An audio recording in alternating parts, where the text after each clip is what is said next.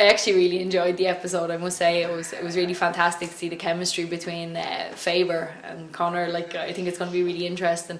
You can tell there's a respect for each other, but at the same time, you know, both of them, they're out for it. You know, obviously Faber wants to win. Conor doesn't really seem to care too much about winning. He just cares about making Faber look bad. But the fights to get into the house were super exciting. Those guys really went for it.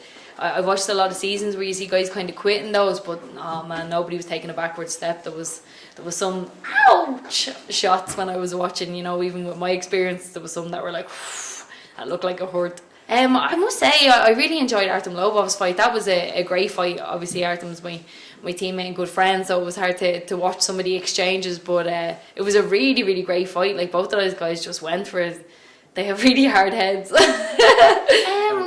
I don't think Conor will make a good coach for these guys. I don't think he cares enough about them to be a good coach to them, but he has supplied them with a fantastic team of coaches. If Conor were in the gym trying to help me with something, or one of our guys with something, he would definitely be a great coach. You know, he's fantastic like that. He's always very motivational, and he always says the right thing, and he has tons of experience at this stage to pass on. But I just don't think he cares about these European guys. You know, to go from fighting for a world title into filming the season only 2-3 days later, it'd be very hard. And you can kind of see at the start of the first episode, he's a little bit tired. He doesn't really look like he wants to be there all that much. So, but I think that nearly makes it more interesting, because there's no lies from Conor. Conor says, here's my coaches, this is what I'm providing you with. I don't really care.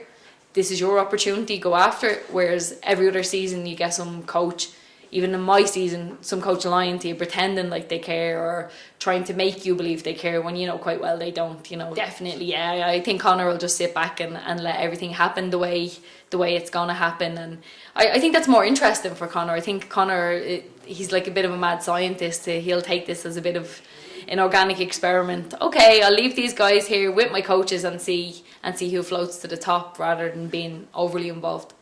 I really had a tough time on my season of The Ultimate Fighter, definitely. It was just a very stressful experience for me. The bunch of girls that were in the house, there was really a lot of negative people in it. It was difficult to deal with that. And just even the weight cutting stuff for me, you know, I'm definitely one of the bigger girls at 115, so trying to maintain that weight class for the entire time on the show was very hard for me.